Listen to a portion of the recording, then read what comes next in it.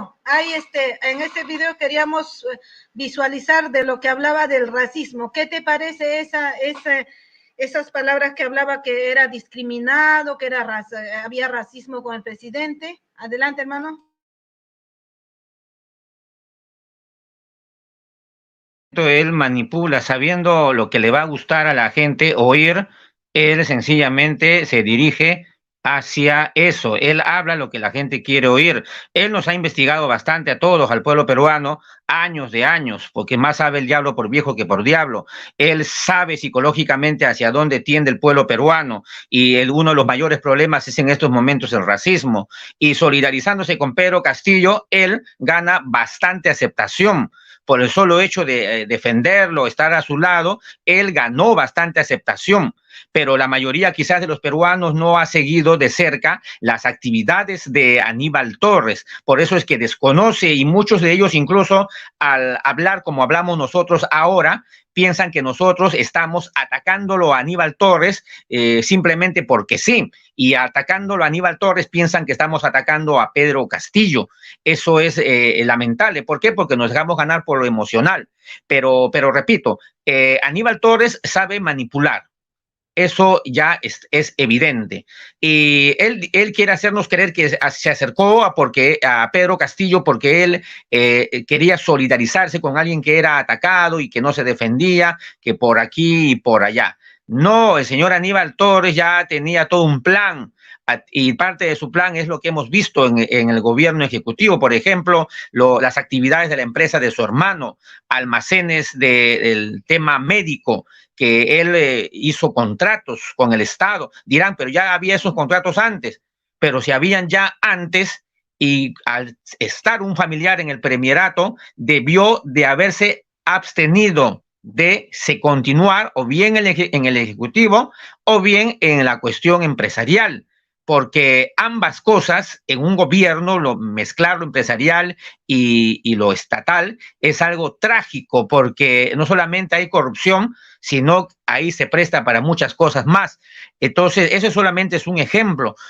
Aníbal Torres tiene un proyecto de hace tiempo, ha querido plasmarlo, vio su mejor oportunidad en Pedro Castillo para realizarlo. Ahora, claro, él ha recorrido el país, nadie lo niega. Él ha sentido la forma como el pueblo le ha hecho saber el desprecio racial, que era más notorio por parte del Parlamento. Recordamos siempre a las Mari Carmen Alba, a las Chirinos, a los Montoya, mostrar ese asco hacia el presidente Pedro Castillo, que no le daban la mano y todo lo demás. Entonces Aníbal Torres, como no es tonto, y el fascismo es popular, por si acaso, el fascismo como ideología de la cual Aníbal ha agarrado bastante o aprendido bastante de él, el fascismo tiene un lenguaje popular. ¿Ah? El fascismo siempre se coge de las demandas del pueblo, de todos los pueblos del mundo. El fascismo primero aparece como un opositor a los poderes de las élites. Sucedió con Mussolini, sucedió con Hitler. El fascismo aparece con un lenguaje parecido a la izquierda, levantando las banderas de la lucha, de las demandas populares. Ese es el fascismo. Pero después, en un momento, el fascismo se vuelve contra el pueblo y el fascismo se pone a trabajar del lado de los grupos de poder. Y eso es lo que ha hecho Aníbal Torres en la práctica. En esa entrevista con Anaí Durán, él hace gala de su lenguaje, que está, la misma Anaí Durán habla de las élites que por acá, cuando ellos tienen el proyecto globalista de las grandes fundaciones internacionales que quieren meternos y ya están introduciendo la Agenda 2030 como si fuera la salvación de toda la humanidad. Y ojo, que Aníbal Torres hablaba de eso, ¿ah? Lo lanzaba en el gobierno de Pedro Castillo y menos mal que lo señalamos en las cuentas de Facebook, ahí están registradas. Aníbal Torres amenazaba con la muerte civil a la población peruana, si es que no se aceptaban las disposiciones de aquella oportunidad. No voy a repetir los nombres porque te van a censurar el canal YouTube, hermana, pero estamos hablando de la época sanitaria más difícil que se vivió desde el 2020, 2021, 2022, y que ya se nos quería imponer obligatoriamente disposiciones médicas contra la voluntad de la mayoría de los seres humanos, de la población. Aníbal Torres era partidario de eso y ya estaba amenazando con la muerte civil. Ahí están todas sus declaraciones. ¿Por qué? Porque él, repito, es admirador de regímenes autoritarios, sean nacionales o internacionales. Él hacía lo que Pedro Castillo no hacía. Pedro Castillo ni sabía lo que estaba sucediendo, pero Aníbal Torres sí. Aníbal Torres sí tenía contactos internacionales y él se alineó a eso, a esa agenda. Y ahora vemos, pues, los resultados, ¿no? Esta es una pelea, en estos momentos se están librando dos bandos del globalismo internacional.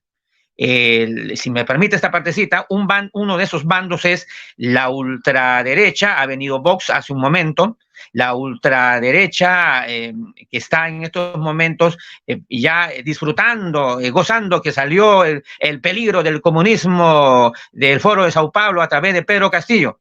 Ya, esa ultraderecha que tiene sus sicarios acá, el Grupo La Resistencia, que también son fascistas o neofascistas, que tiene a los congresistas, a los militares en retiro, los militares en actividad del Comando Conjunto, y bueno, y ahora el apoyo de Vox, el partido más ultraderechista de España.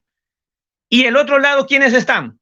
Los caviares, los que supuestamente son de izquierda, el lenguaje de izquierda, el lenguaje popular, pero que en el fondo quieren mantener el mismo sistema, solamente reformándolo en algunas cosas. Y estos son los que tienen los contactos más cercanos con la ONU, Naciones Unidas. Es una desgracia, pero esa es la verdad.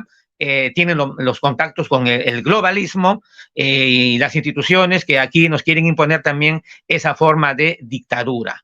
Y lo que estamos viendo en estos momentos es que la prensa basura ataca al Congreso y también que la prensa basura está sacando